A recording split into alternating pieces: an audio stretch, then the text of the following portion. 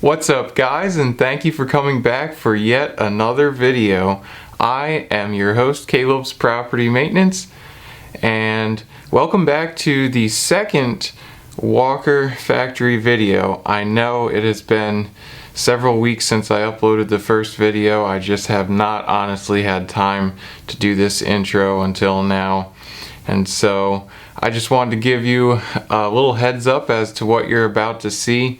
So at the end of the factory tour, if you watched the previous video, go ahead and do that if you have not. But at the end of the factory tour, Mr. Walker took us to a spot where they had items lined up in a chronological order as far as what the Walker family has manufactured since day one up until present. So I think you're really going to enjoy this. It kind of gives you a visual idea as far as what they started out manufacturing and what they ended up manufacturing. It's two different things, actually more than two different things. So they did not start out in lawnmowers, but I won't spill any more of the beans. I'll let Mr. Walker take care of the talking there. So without further ado, I'm going to toss it back to Fort Collins, Colorado, and Mr. Walker, take it away. We never went into production. This is the only one that was ever made, but it shows my dad had that ability to design and build machines, and didn't have any formal training in that. He just grew up on a farm in Kansas, but and didn't have any training. But did you use that a lot? I did. We lived out in the country, so we could dig holes and fill them back in. And, yeah, my brother and I. Did you? Yeah, that would have been a lot of fun. With it? Oh no, I don't recall ever doing snow. It was just mainly dirt work. Yeah. Oh, dirt work. Okay. Yeah. So this is the first manufactured product, the golf car. This is an example of one that we bought back from some people up here in Estes Park. But this was produced from 1957 to 1963, about 6 years. My dad, this is a gasoline-powered golf car, so it has a Kohler engine in it, and instead of battery drive. But anyway, you can see my dad loved the curve shape, so he put a lot of French curves on. Yeah. Yep. Give it some design that appeal to some people, and not square boxes. Yeah, not the square box look. Yeah. So we think about 1,000 of these were built. We don't have good records to prove that. We think we built about 1,000 of them. And then that project got spun off.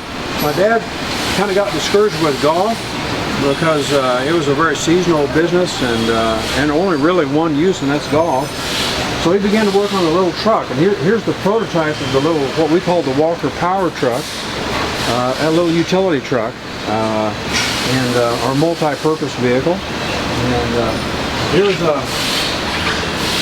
what they look like. Again, later. even the curve shape there. The manufacturer, this is the prototype. This is a manufacturer example of it. You can see the name Walker.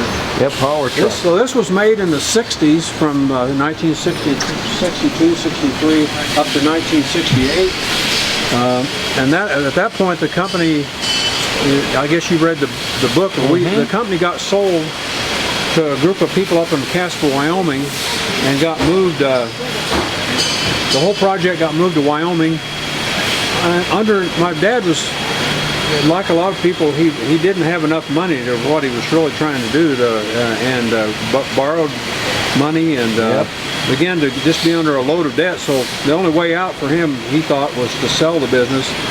And then of course he went along with the new reorganized company as a product design person. That's what he loved doing that, so that he took a job. But then after 2 years under new management, the company went into bankruptcy, and the doors were closed by the bank in Wyoming. The place was locked up.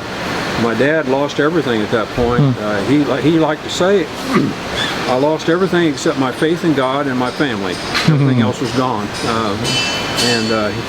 So those were rough times. I was in college during those years and didn't really appreciate what was going on at home. But my brother and sister, younger brother and sister, Dean and Nina, they were in high school, and so they lived through that rough era.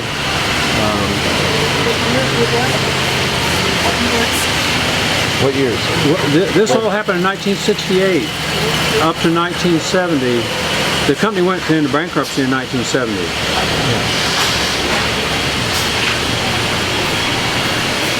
And here's how we got started again. There was a company over here in Greeley, Colorado, 20 miles east of here, that were manufacturing, looking for a manufacturing of a tractor cab cooler. Back in those days, a lot of tractors didn't have refrigerated air conditioning. They just had a cab, and it got really hot and dirty too, even in an enclosed. So, in the dry western climate of the West, where the air is dry, you can get a lot of nice cooling from evaporation. And that's what happened with this design. It's very simple. You put water in the tank, and then there's Dad designed a rotating pad. You pull air through it, and it drops the temperature about 25 degrees on a hot summer day, 25 to 30 degrees, which makes it really comfortable in the cab. And also, it filtered out all the dust from the air.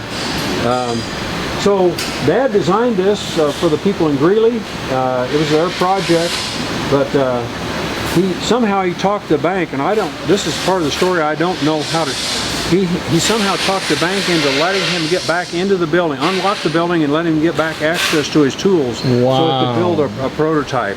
Wow. And, once he got the prototype done, there was a design patent, or a patent, he got a patent on it. He sold the design rights and the patent to the people in Greeley, and then took that money and bought the tools back from the bank. So we're back in business, which is amazing if you think about it. Yeah. So the company moved here in 1974, moved here to Fort Collins to be closer to the people over in Greeley, which was that was our only customer, and so we made that move.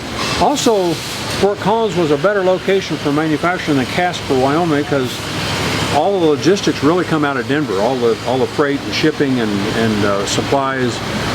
Denver's whereas Casper's kind of more at the end of the line, so to speak. And anyway, when we moved here, next year my brother and I came to work and work with our parents, and this is what we were doing. We were making these coolers. Over 11 years period, from 1972 to 1982, we made about 70,000 of these tractor cab coolers.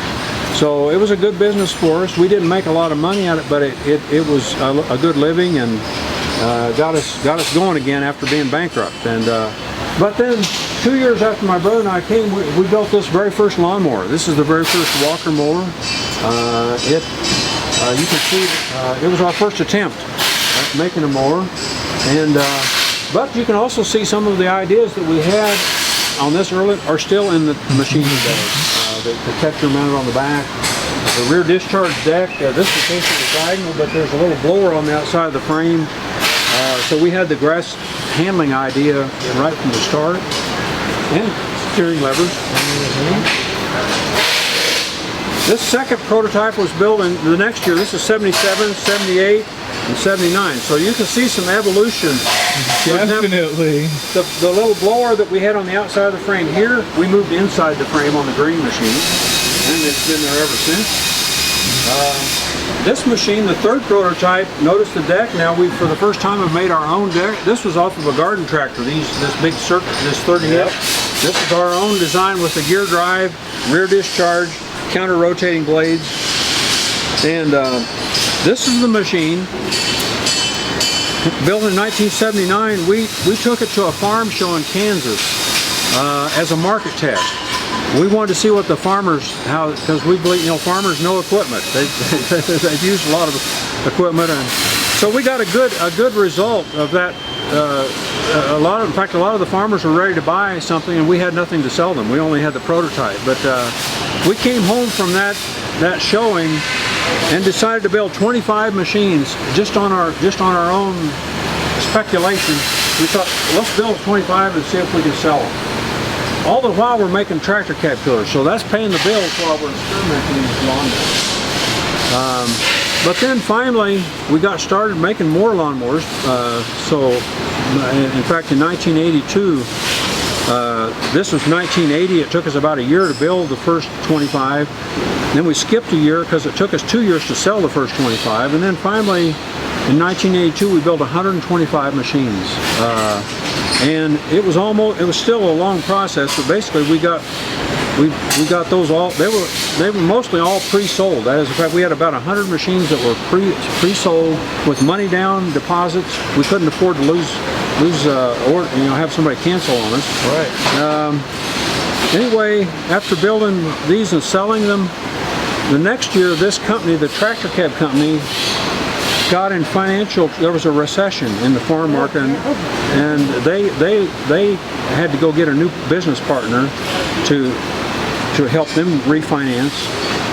And they came to us and canceled our contract, which they had the perfect right to do because we had sold them all those design rights years ago. So the project belonged to them, but they decided to do their own manufacturing, which basically shut us off. Right.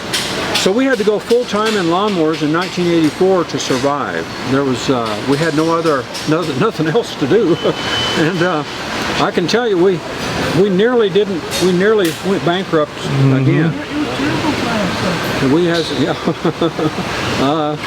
But on paper we should have gone broke. But anyway, in '84 we built 450 machines, and we sold every one of them and got paid for every one of them, and that kept us in business. And finally, by 1987, 3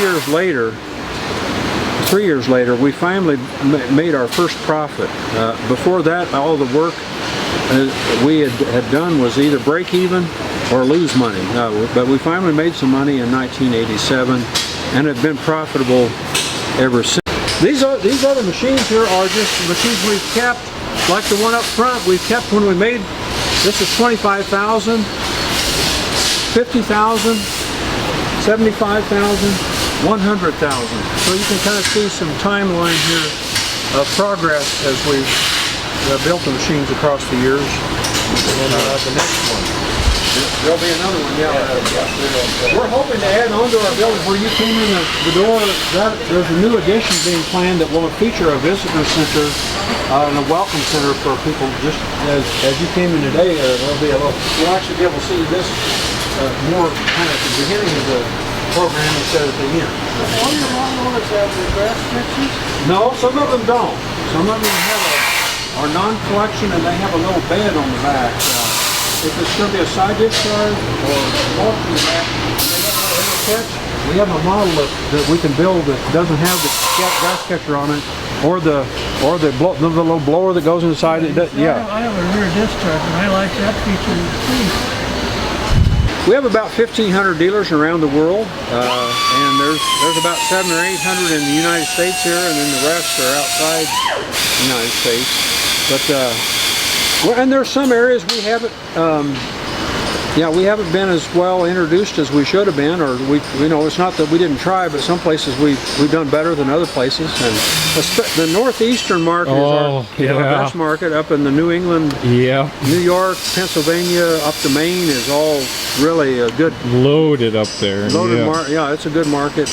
Our area. All right, guys. Well, there you have it, straight from Mr. Walker himself. I think it's just super cool that really I would call it the miracle story of Walker Manufacturing, how they even went bankrupt and the bank allowed him to get back into that building to get his tools and then continue on. That is a miracle. If that were in today's time, we both know probably wouldn't have happened. So really just a miracle. And that's going to do it for this one, guys. I do have one more video from the day we spent at the factory. You're not going to want to miss it. It's super, super special to our family. So be sure to stay tuned for that one. I'll have that one up really soon. So be on the lookout for that, guys. That's going to do it here for today. Thank you guys so much for watching, and we will see you in the next one.